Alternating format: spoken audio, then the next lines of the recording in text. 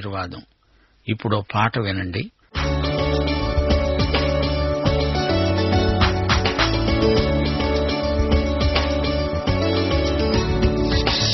ఆశీర్వాదం భూమిపైన, ఆత్మానందం నీలోన జనించెనులే ప్రభువే.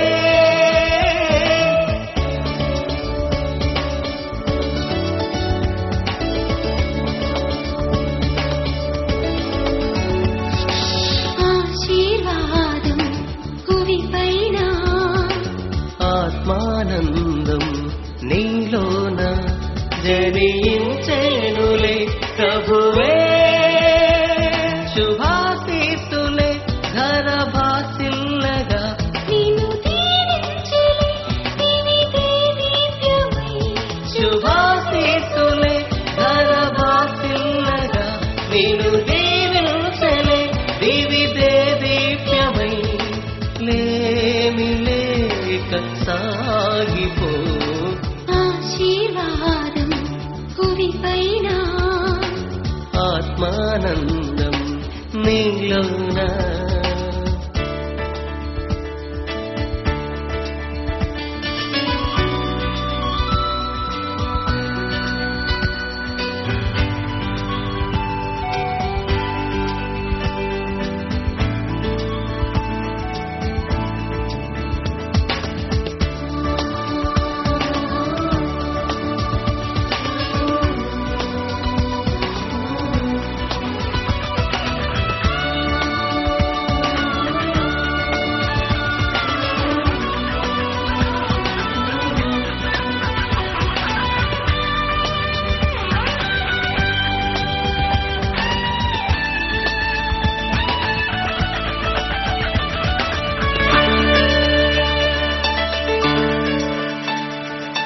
చీకటి ఛాయలో కాంతి రేఖ తానే. ఏ భయం నీకు లేదు, యేసుడే నీకు తోడు. మేఘాల రాశిలా శ్రమలు మోగినా, ఆపద నీకు రాదు, కాపరి యేసే నీకు. పాప శాప నరకాగ్ని తొలగించి, రోగబాధ చెర నుండి విడిపించే, కామ క్రోధ మద మాత్సర్యం మరిపించి, క్షేమమైన మార్గాన నడిపించే ప్రభు యేసు రాజుగా. ఆశీర్వాదం భూమిపైన, ఆత్మానందం నీలోన.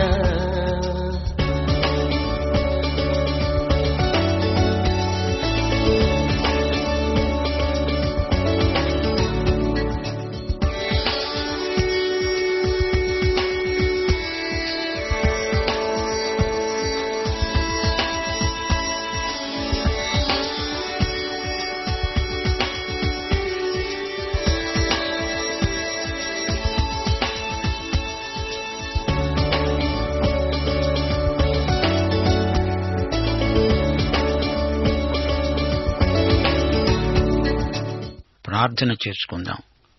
దేవా, పరిశుద్ధ తండ్రి, అబ్బా, నాయన, నీకు స్తుతులు స్తోత్రములు. అలనాడు దేవుని వాక్యానికి లుదియ హృదయాన్ని తెరిచావు గదా.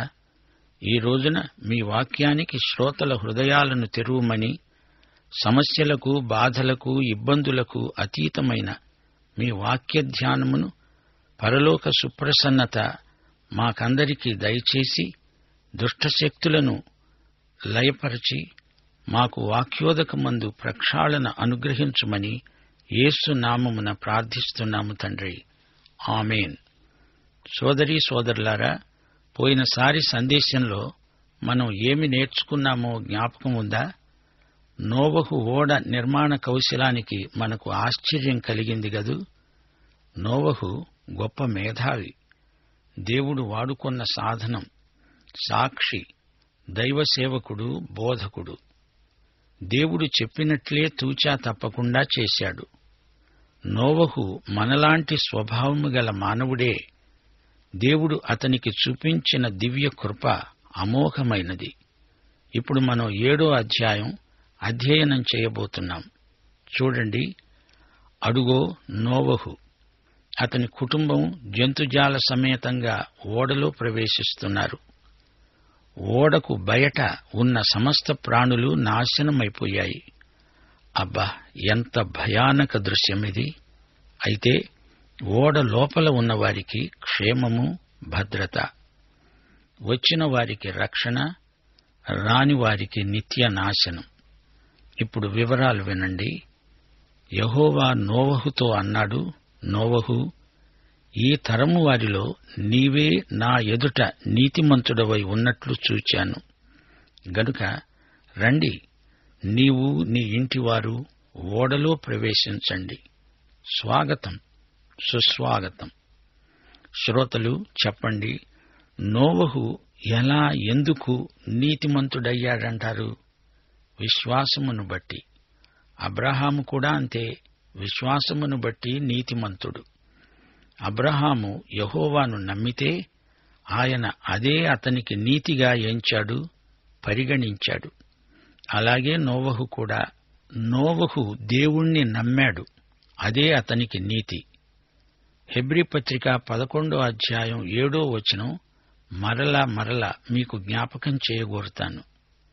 విశ్వాసమును బట్టి కలిగే నీతికి నోవహు వారసుడు. అందుకే దేవుడు నోవహును రక్షించాడు, సంరక్షించాడు, కాపాడాడు. ఈ అధ్యాయం ఆరంభంలో దేవుని ఆహ్వానం, నోవహు రా, లోపలికి రా. ఎంత కృప, ఎంత దయ! మత్తయి శుభవార్త 11వ అధ్యాయం 28వ వచనం, ప్రయాసపడి భారము మోసే సమస్త ప్రజలారా, నా వద్దకు రండి, వస్తే మీకు విశ్రాంతి, శాంతి. ఈ అధ్యాయం 16వ వచనంలో ఏం జరిగింది? యెహోవా అతణ్ణి ఓడలో ఉంచి ఓడను మూసేశాడు. ఇక 8వ అధ్యాయం 1వ వచనంలో దేవుడు నోవహును జ్ఞాపకం చేసుకున్నాడు. దేవుడు నోవహును మరచిపోలేదు. ఓడలో పెట్టి మూసేసి ఆ ఊసే మరచిపోయాడా దేవుడు? అలా ఎన్నటికీ మరచిపోడు మన దేవుడు. ఆయనకు నేను జ్ఞాపకమా అని బెంబేలు పడిపోవద్దు నేస్తం. దేవుడు నిన్ను ఎన్నటికీ మరువడు, నిన్ను ఎడబాయడు. శాశ్వత ప్రేమతో నిన్ను ప్రేమిస్తాడు. అలాంటి దేవుడు మన దేవుడు. నీవు రక్షణకు అభ్యర్థివి అయితే ఆయన నీ పాపాలను క్షమించి వాటి సంగతే మరిచిపోతాడు. కాని నిన్ను మాత్రం మరిచిపోడు. నా మాట నమ్ము, ఇది నా స్వానుభవం. మన దేవుడు పాపిని ప్రేమించి పాపాన్ని ద్వేషించే దేవుడు. సరే, నోవహు అతని కుటుంబం ఓడలో ప్రవేశించారు. నోవహు గాథ సృష్టి కథలాగే వివిధ సంస్కృతులలోకి, ఇతిహాసాలలోకి ఎక్కింది. బబులోను పురాణాలలోకి కూడా వచ్చింది. ఎలా వచ్చిందో ఏమో. సత్యం మూలస్థానం నుంచి బయలుదేరి విశ్వవ్యాప్తంగా పయనిస్తూ ఉండగా ఆ నోటా ఈ నోటా పడి అసలు కథకు చిలవలు పలవలు చేర్చి మసిబూసి మారేడు కాయ చేస్తారు. ఆధ్యాత్మిక ప్రపంచంలో ఏదో పోరాటం మొదలైందట. అప్పుడు పెద్ద జలప్రళయం వచ్చిందట. కాని సత్యవేదం అనే పరిశుద్ధ బైబిలు అంటోంది, ఈ జలప్రళయం మానవతపైకి దేవుడు రప్పించిన తీర్పు. పవిత్ర జంతువులలో ప్రతి జాతి పోతులు 7, పెంటులు 7, పవిత్రము కాని జంతువులలో ప్రతి జాతి పోతు, పెంటి 2, ఆకాశ పక్షులలో ప్రతి జాతి మగవి 7, ఆడవి 7. నీవు భూమి అంతటి మీద సంతతిని జీవముతో కాపాడునట్లు నీ వద్ద ఉంచుకో, అట్టిపెట్టుకో అన్నాడు దేవుడు. అపవిత్ర జంతువులు 2 చాలు. పవిత్ర జంతువులు ఎక్కువ కావాలి. బలి ఇయ్యటానికి పవిత్ర జంతువులు ఎక్కువ కావాలి గదా. అందుకే వాటిని 7 జంటలుగా తీసుకున్నాడు. దేవుడు చెప్పిన ప్రతి మాట, చేసే ప్రతి పని ఎంతో అర్థవంతమైనది. వ్యాఘాతం ఏ కోశానా ఉండదు. 4వ వచనం. ఇక 7 రోజులకు నేను 40 పగళ్లు 40 రాత్రులు భూమి మీద వర్షం కురిపించి, నేను చేసిన సమస్త జీవరాశులను భూమి మీద ఉండకుండా తుడిచివేస్తాను అన్నాడు దేవుడు. 7 రోజుల వ్యవధి ఉంది. ఈ 7 రోజులు ఎంతమంది వచ్చి తలుపు తట్టారో ఏమో, కాని చిట్ట చివరి ఘడియలో వచ్చి ఏం ప్రయోజనం? ముందుగానే వస్తే దేవుడు రక్షించి ఉండేవాడు, సందేహం లేదు. వారు చేయవలసిందల్లా దేవుని యందు విశ్వాసం ఉంచటమే, అంతే. ఆ జలప్రవాహము భూమి మీదికి వచ్చినప్పుడు నోవహు 600 ఏండ్లవాడు. అప్పుడు నోవహు, అతనితో కూడా అతని కుమారులు, అతని భార్య, అతని కోడండ్రు ఆ ప్రవాహ జలములను తప్పించుకోవటానికి ఆ ఓడలో ప్రవేశించారు. దేవుడు నోవహుకు ఆజ్ఞాపించిన ప్రకారం పవిత్ర జంతువులలో, అపవిత్ర జంతువులలో, పక్షులలో, నేలను పాకే వాటన్నిటిలో అనగా సరీసృపములలో మగది, ఆడుది జతజతలుగా ఓడలో ఉన్న నోవహు దగ్గరికి చేరాయి. నోవహు వచ్చి వాటిని లోపలికి తోల్లేదు, వాటంతట అవే వచ్చాయి. నోవహు వయస్సులో 600 సంవత్సరం 2వ నెల 17వ రోజున మహాగాధ జలముల ఊటలన్నీ ఆ రోజే విడుదల అయ్యాయి. ఆకాశపు తూములు తెరువబడ్డాయి. 40 పగళ్లు 40 రాత్రులు ప్రచండ వర్షం భూమి మీద కురిసింది. ఓడలో ప్రవేశించినవి అన్నీ దేవుడు నోవహుకు ఆజ్ఞాపించిన ప్రకారం సమస్త శరీరులలో మగది, ఆడుది ప్రవేశించాయి. అప్పుడు యెహోవా నోవహును ఓడలో ఉంచి ఓడను మూసివేశాడు. ఆ జలప్రవాహము 40 రోజులు భూమి మీద ఉండగా జలములు విస్తరించి ఓడ తేలిపోయేటట్లు చేశాయి.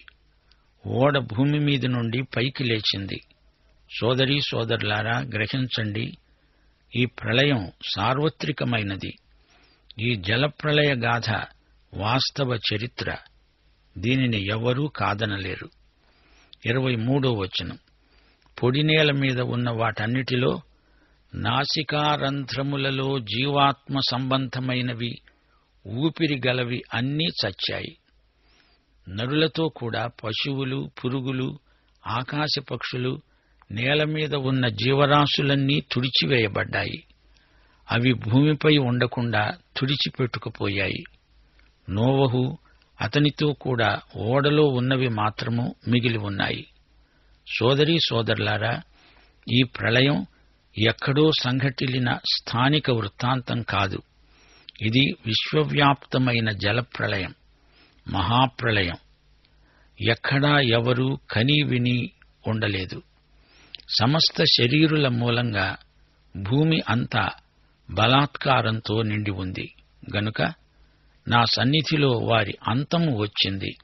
ఇదిగో, వారిని భూమిలో ఉండకుండా నాశనం చేస్తానని దేవుడు శపథం చేశాడు. 24వ వచనం. 150 రోజుల వరకు నీళ్లు భూమి మీద ప్రచండంగా ప్రబలినవి. అనగా 5 నెలలు భూమి నీళ్లలో ఉంది. 2 పేతురు 3వ అధ్యాయం 3-4 వచనాలలో జలప్రళయాన్ని గురించిన వాస్తవికత చారిత్రకంగా, భౌగోళికంగా సమర్థించబడింది, ధృవపరచబడింది. అంత్యదినాలలో అపహాసకులు అపహసిస్తూ వచ్చి తమ స్వకీయ దురాశల చొప్పున నడుచుకుంటూ ఆయన రాకడను గురించిన వాగ్దానము ఏమైంది? మన పూర్వీకులు, పితరులు నిద్రించింది మొదలుకొని సమస్తము సృష్టికి ఆరంభమందు ఉన్నట్లే నిలిచి ఉన్నదే అని చెబుతారని మొదట మీరు తెలుసుకోవాలి. అపహాసకులు దేవుని వాక్య సత్యాలను ఒక పట్టాన నమ్మరు, వెటకారంగా మాట్లాడతారు, వక్రభాష్యాలు చేస్తారు. దేవుని వాక్యమే సత్యం, ఆ సత్యం ప్రతిష్ఠాత్మకమైనది, అదే నమ్మదగింది, నిరాక్షేపమైంది.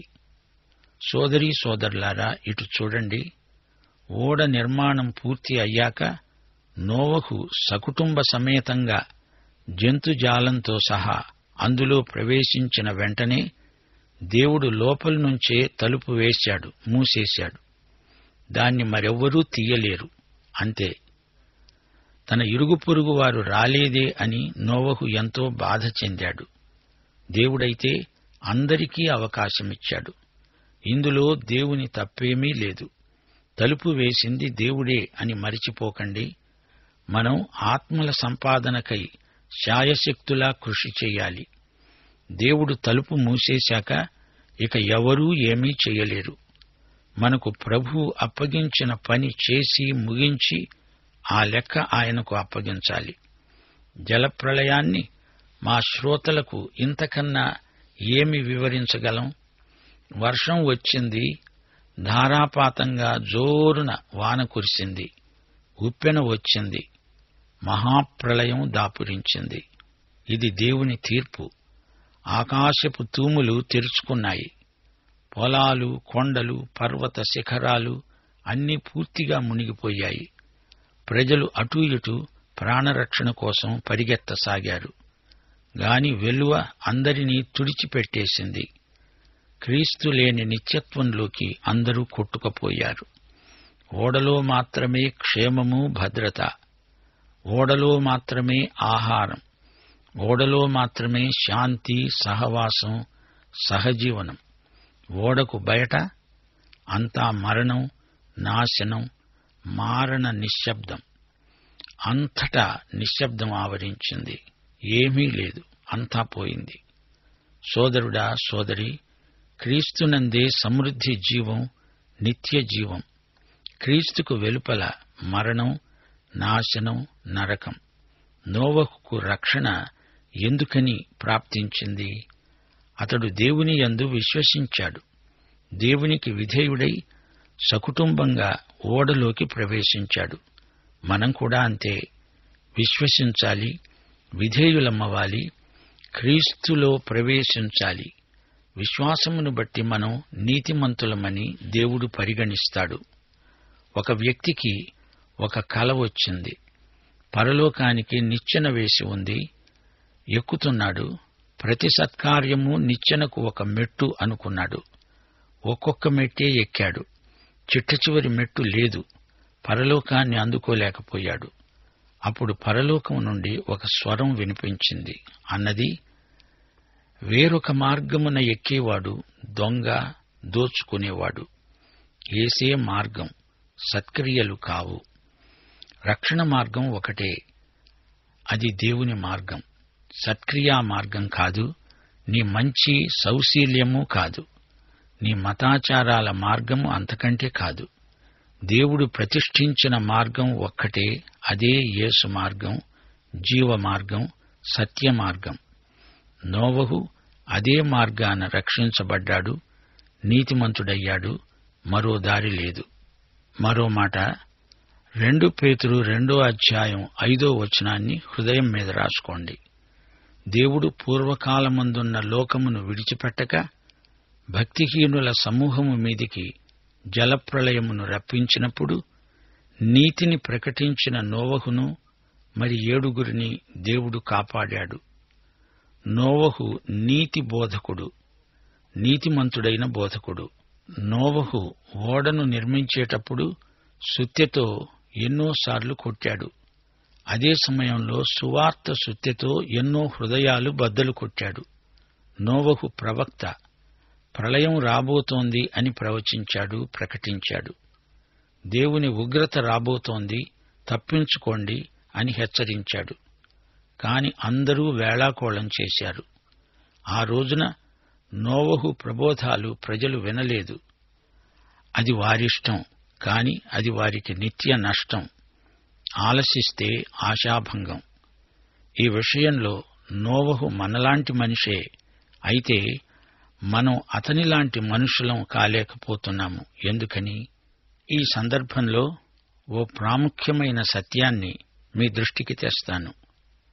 యాకోబు పత్రిక 5:16-17 నీతిమంతుని విజ్ఞాపన మనఃపూర్వకమైనదై బహు బలము గలదై ఉంటుంది.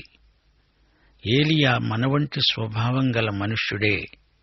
అతడు ఆసక్తితో ప్రార్థన చేయగా వెంటనే జవాబు వచ్చింది. ఏలియా నీతిమంతుడు. అతడు మనలాంటి స్వభావము గలవాడు. అంటే అతడు మనలాంటి నీతిమంతుడే. నోవహు, హనోకు వీరంతా మనలాంటి నీతిమంతులే. అంతేకాని నీతిమంతులలో గొప్ప నీతిమంతులు, చిన్న నీతిమంతులు అని ఉండరు. ఇప్పుడు నీవెంత నీతిమంతుడవో నీవు పరలోకంలో అడుగు పెట్టేటప్పటికీ అంతే నీతిమంతుడవు. ఇప్పుడే రక్షణ పొందిన వ్యక్తి ఎంత నీతిమంతుడో 30 సంవత్సరాల క్రిందట రక్షణ పొందిన నేను అంతే నీతిమంతుణ్ణి. అందాక ఎందుకు? శిలువ మీది దొంగ అప్పటికప్పుడే ప్రభువును నమ్ముకొని నీతిమంతుడయ్యాడు. అపొస్తలుడైన పౌలు ఎంత నీతిమంతుడో ఆ దొంగ ఒక్క క్షణంలో అంత నీతిమంతుడయ్యాడు. వ్యత్యాసం ఏమీ లేదు. పాత నిబంధనలోని భక్తులను గురించి మనం విన్నప్పుడు ఒకటి గ్రహించాలి. వారు గొప్ప నీతిమంతులు గనుక వారి ప్రార్థనకు గొప్ప విలువ అనుకోకండి. విశ్వాసులందరూ సమానంగా నీతిమంతులు. ప్రతి నీతిమంతుని ప్రార్థన మనఃపూర్వకమై బహుబలము గలదై ఉంటుంది అని దేవుని వాక్యం చెబుతోంది. సోదరీ సోదరులారా, హనోకు దేవునితో నడిచాడు, నోవహు దేవునితో నడిచాడు అన్నాము. మరి మనం కూడా అలాగే దేవునితో నడవాలి. ఆమోసు ప్రవక్త చెప్పినట్లు ఇద్దరు సమ్మతి పడకుండా కూడి నడుస్తారా? క్రీస్తునందు దేవునితో సమాధానం గలవారే దేవునితో నడువగలరు. యేసు ప్రభు అన్నాడు, యుగ సమాప్తి పర్యంతం నేను మీతో ఉంటాను, మీతో నడుస్తాను. దేవుడు మన యాత్రలో మనకు తోడై ఉండి దినదినము మనలను నడిపించునుగాక. అట్టి తీర్మానము చేయుటకు దేవుని ఆత్మ మనకు సహాయము చేయునుగాక. ప్రార్థన చేసుకుందాం.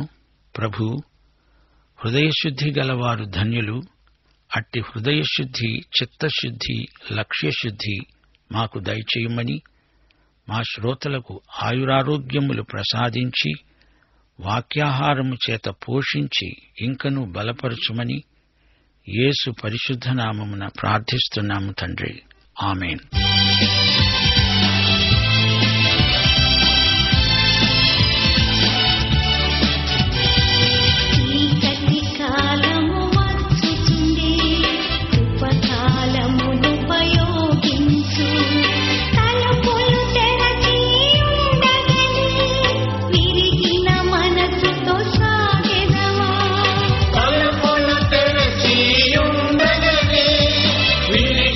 మనసుతో సాగెదవా